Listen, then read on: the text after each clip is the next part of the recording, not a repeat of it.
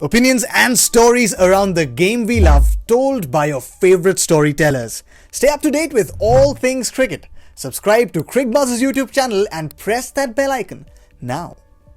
Now it's the big one. Looking ahead to who are going to be the other semi-finalists from Pakistan's group. 3 contenders officially there: Afghanistan, New Zealand, and India. India play day after tomorrow, but tomorrow is going to be the game that decides India's fate. New Zealand and Afghanistan, because of the 2 losses early in the tournament, it's not all in India's hands.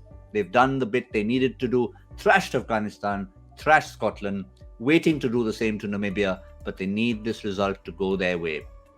Why? This is what the points table will tell the story of.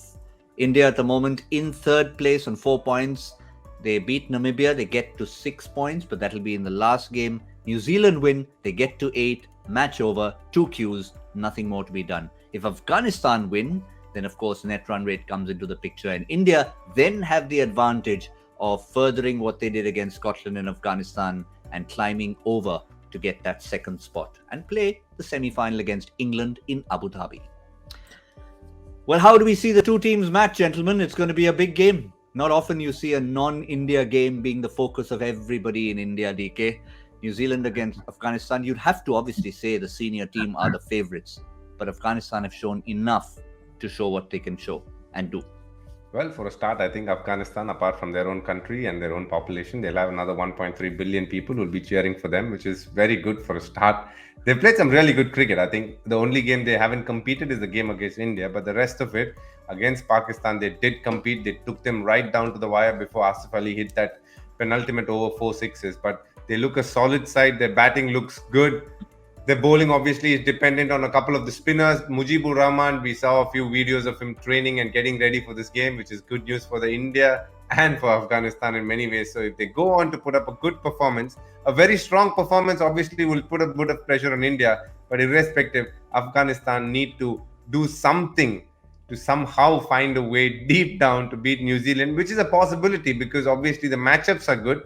They're dependent on spin. New Zealand obviously playing not the strongest batting, playing the extra bowlers. So obviously they, a couple of wickets could put pressure on them. But as we all know, New Zealand are a team which always punches a little above its weight, especially in multi-nation tournaments. So are they going to do that tomorrow in the afternoon? I guess time will tell. Yeah, it's one of those ironies of tournament play. Just the other day, India were absolutely walloping Afghanistan, thrashing their bowlers, taking wickets, doing everything possible. Moment the game finished, "Aao bhai, now you're on our side. You've got to go and win for us." But that's the beauty of sports, Zaheer. But just looking at New Zealand's last 2 performances, they were not as fluent as expected. And that too against lesser opposition, shall we say. That is something that could give India hope and Afghanistan hope as well. Well, first of all, GB, which Joyda maybe 10 years down the line, 15 years down the line is going to ask this question. Which was the game was most talked about in 2021 World Cup? And that game is New Zealand, Afghanistan. Everyone has been talking about it. So yeah, before we can head to New Zealand team now, and New Zealand team is basically what matters. As you're saying, they've been looking a little scratchy. They struggled against Scotland a little bit, then against Namibia also. It was like they had to fight hard. But what matters is they managed to secure those 2 points. And what matters is their lookout now for the final game as well, which is just to get those 2 points. They don't have pressure of how they want to play it. It's just about, doesn't matter how you get it there. It's just about getting those 2 points and going to the semis. So that's what that camp will be thinking about. The Indian camp will be thinking about tomorrow's game, getting together, watching the game together. And Afghanistan will possibly be relishing the fact that there is such a tremendous support for them for tomorrow's game. And I think, that may be a distant dream for them that, that's the way they play their cricket. They have that kind of passion. But the fan following and how the support, what support means in terms of sheer numbers and volume, I think that they'll experience it tomorrow. Yeah, they certainly will, as long as they know how to deal with it, because India have now started over all these years, and both the gentlemen who I'm talking to know all about playing for a nation who are behind you, but also expecting so much of you. So DK, they should let the expectation be a positive for them and not let it pressurize them in any way, looking over their shoulders and seeing 1.3 billion plus. Yeah, so in the World Cup 2011, I remember, I think Sachin Paji was giving the statement, I think, or maybe Paddy Upton, I'm not very sure, doesn't matter. But pressure is a privilege. And, you can look at 1.3 billion and say, oh, there's so much pressure. Or you can say there is 1.3 billion people hoping that we'll do something special. I think Afghanistan need to look at that as not a pressure, but a privilege. The fact that there is so many people that will be cheering for them. And if they can pull off a miraculous victory, that'll be fabulous, not only for them as a country, but also for India, because that'll give India a great chance to qualify as well.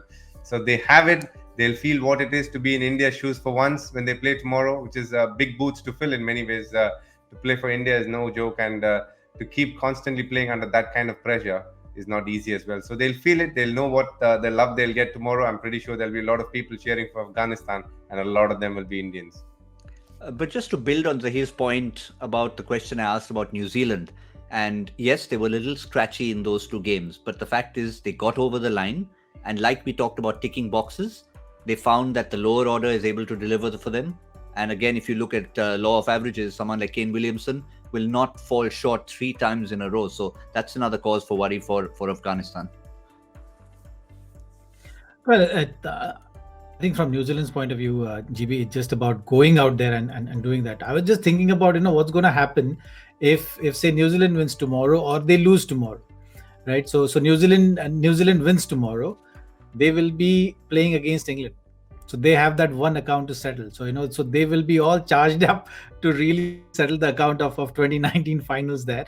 And if India goes through, then it's going to be a really a great game of cricket, which we know that how two teams play, and with the momentum right now of not really seeing the light at the end of the tunnel to going through is going to be amazing. So from that point of view, I think that's the motivation New Zealand will have for tomorrow. They'll be thinking that tomorrow's game is important, not only that we're going to the semis, but we have a chance to knock England out and then play the finals. So I think that's good enough motivation to have to get everything going.